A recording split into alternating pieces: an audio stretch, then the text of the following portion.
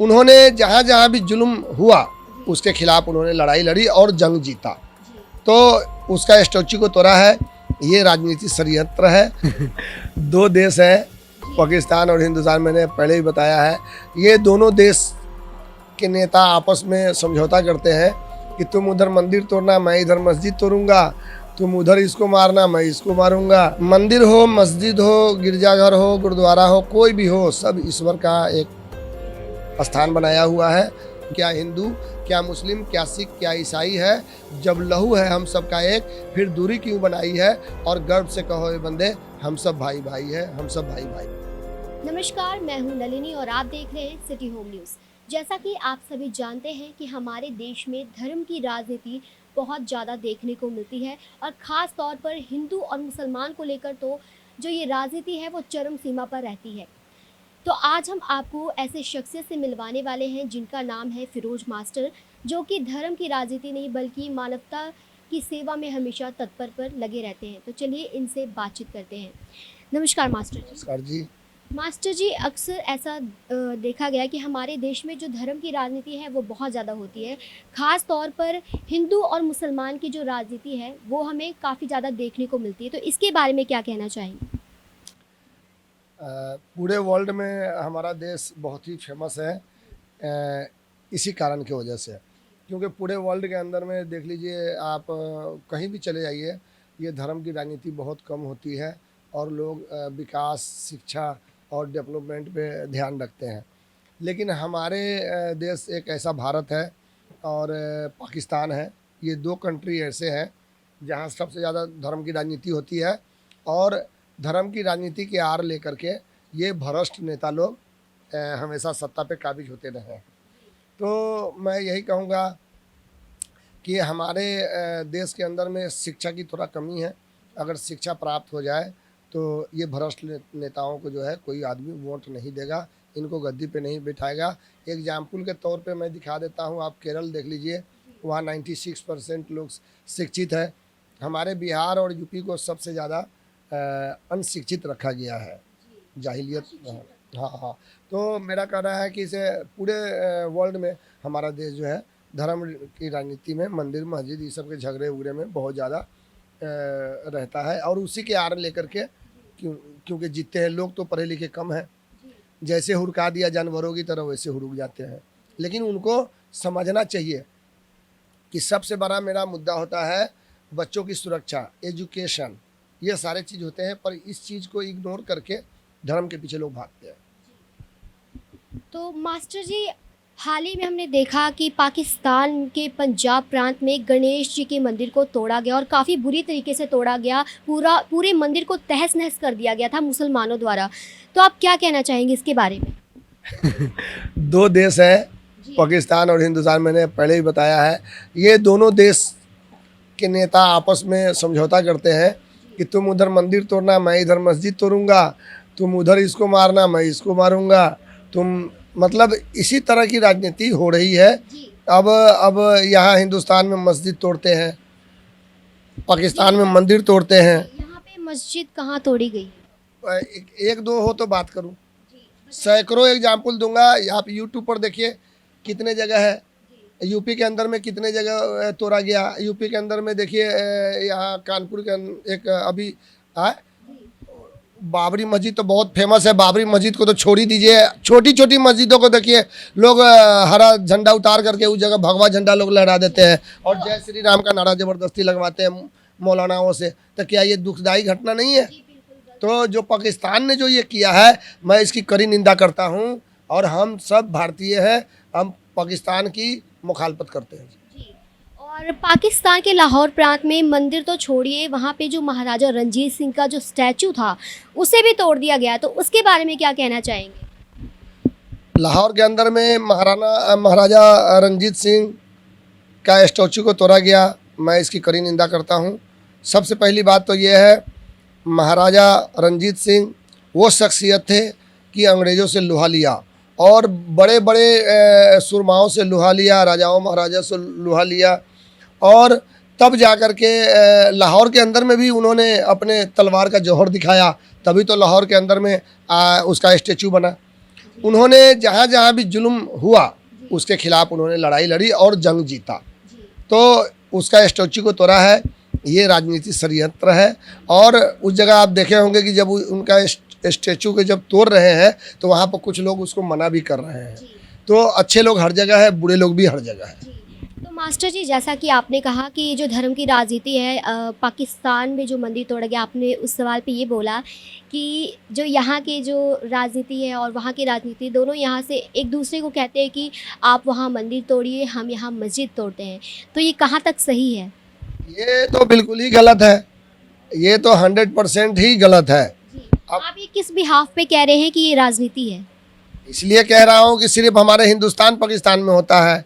अब देख लीजिए, कल हम एक अभी व्हाट्सएप पे हमने देखा, यूट्यूब पे, फेसबुक पे अभी आया हुआ है कि जितने भी अब आप माननीय मोदी जी को लोग जो है ना सर्वश्रेष्ठ गद्दी पे बिठाया। क्यों बिठाया? कि ये देश को उनसे अच्छा करके दिखाएगा। आज देश के बच्चा बच्चा उनको कोस रहा है। क्यों कोस रहा है? क्योंकि ये अच्छा किए नहीं, ये अडानी अंबानी जैसे लोगों की सहायता की है। तो कहने का मतलब यह है कि इनके आने के बाद सबसे ज़्यादा बॉर्डर पे सेना मरा, सबसे ज़्यादा पाकिस्तान हिंदुस्तान का मामला चला, और इनके आने के बाद सबसे ज़्यादा पाकिस्तान के अंदर में हमले हुए, चाहे वो गुरुद्वारा हो, चाहे वो मंदिर हो, चाहे वो सिख समाज के लोग हो, चाहे वो हिंदू समाज के लोग हो। मास्टर जी, ये तो रही धर्म की बात। अगर देखा जाए अफ़गानिस्तान में जो तालिबानी शासन आ गया है, उससे जो वहाँ की जो औरतें हैं सबसे ज़्यादा उन्हें परेशानी का सामना करना पड़ रहा है, और उनके जो काम वगैरह है वो सब बंद करवा दिया गया है, और उन्हें साफ़ तौर पे कह दिया गया है कि आप काम नहीं करेंगे, आप घर में रहें, और उनके साथ काफ़ी बुरा व्यवहार किया जा रहा है। इसके बारे में क्या कहना चाहेंगे? जो तालिबानी है ये किसी धर्म का नहीं है। ये कुछ कुरान की आयतें पढ़ते हैं, और मैंने आज टीवी में देखा कि वो कुरान की आयतें पढ़ रहा है, पढ़ने के बाद में लेडीज़ को सर पे गोली मार देता है। तो हमारे कुरान एक पाक मुकद्दस किताब है, उसके अंदर में कोई ऐसी बात नहीं लिखा है, उसमें तो ये भी नहीं लिखा है कि किसी इंसान को दिल दुखाओ। दिल भी दुख गया तो उसकी भी उसमें निंदा किया हुआ है।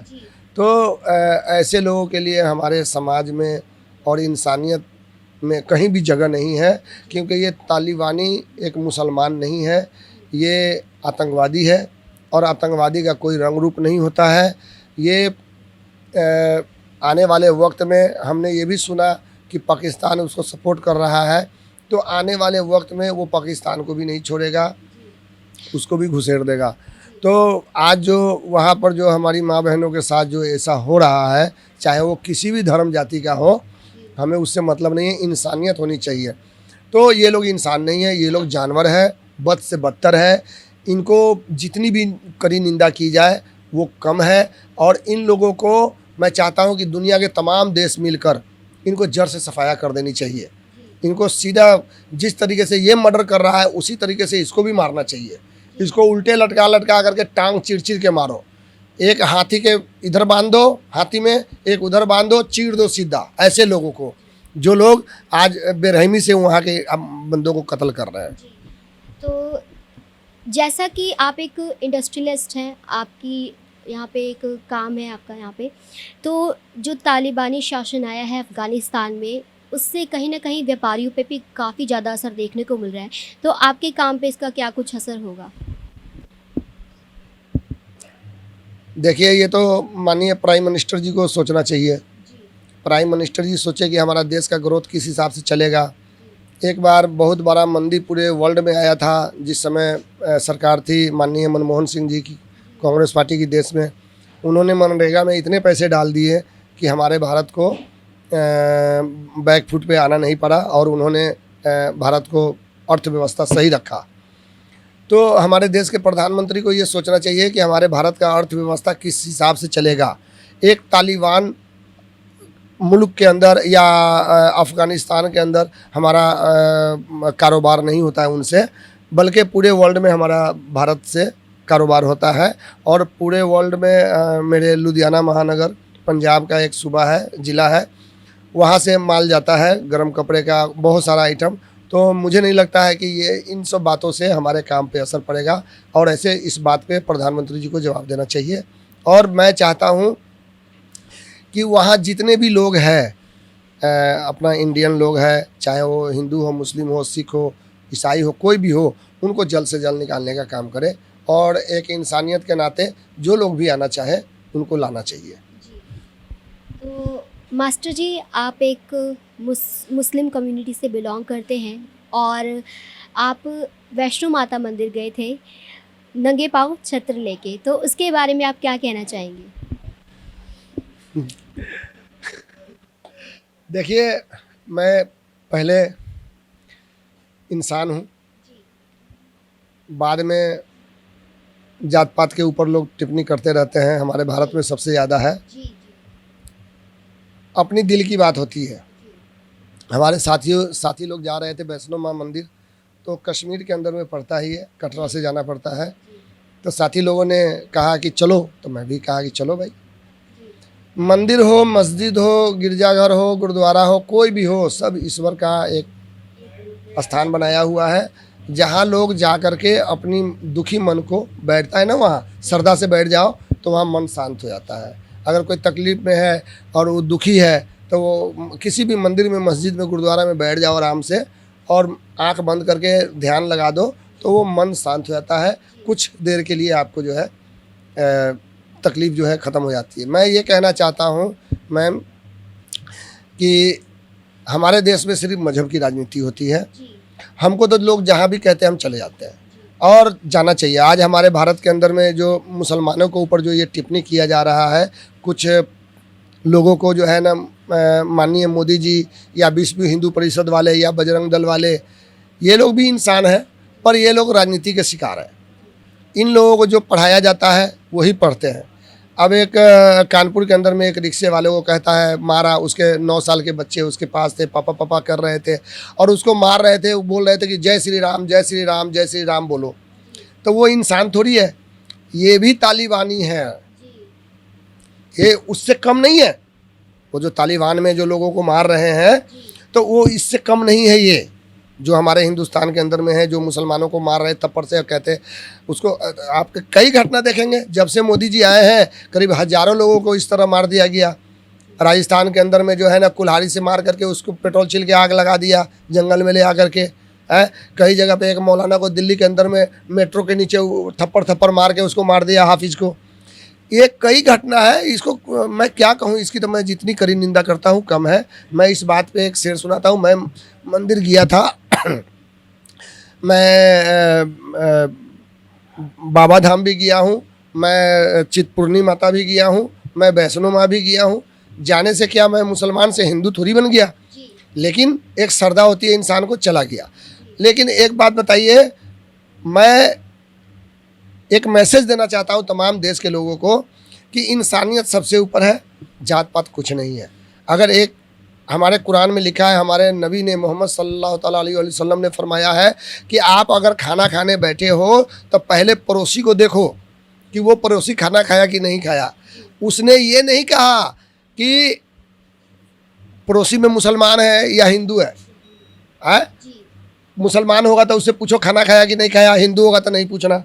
उसने ये नहीं कहा, उसने ये कहा कि पड़ोसी को पूछो। है अब जैसे कुरान की एक आयत है, टोटल आलमीन, यानी कि रब्बुल आलमीन तमाम आलम का रब है, ईश्वर है जो निराकार है। आपने कभी ईश्वर को देखा? हमने खुदा को देखा? किसी ने नहीं देखा, किसी ने नहीं देखा। उनके रूप आते हैं, तरह तरह से लोग गलत करते हैं, उनको समझाने के लिए पैगंबर आते हैं, सनातन में ऋषि मुनि आते हैं, साधु संत आते हैं। तो इसी तरीके से है। मैं जो लोग इस तरह के काम करते हैं ना, मैं उस पर एक शेर सुनाता हूँ। क्या हिंदू, क्या मुस्लिम, क्या सिख, क्या ईसाई है, जब लहू है हम सब का एक, फिर दूरी क्यों बनाई है, और गर्व से कहो ये बंदे, हम सब भाई भाई है, हम सब भाई भाई है। धन्यवाद मास्टर जी। तो जैसा कि मास्टर जी ने बहुत ही अच्छी तरीके से हमें समझाया कि हिंदू, मुस्लिम, सिख, ईसाई ये सभी एक हैं और ये सभी भाई भाई हैं। अगर हम सभी आपस में एक साथ एकजुट मिलकर रहते हैं तो ये हम लोगों के लिए काफ़ी ज़्यादा अच्छा होगा। और धर्म से ऊपर उठकर इंसानियत जो है वो हमें आगे लेकर चलना चाहिए, हमें मानवता को आगे लेकर चलना चाहिए, ना कि धर्म को आगे लेकर चलना चाहिए। और ऐसे ही अपडेट्स जानने के लिए देखते रहिए city home news. Cameraman Jasvinder के साथ नलिनी।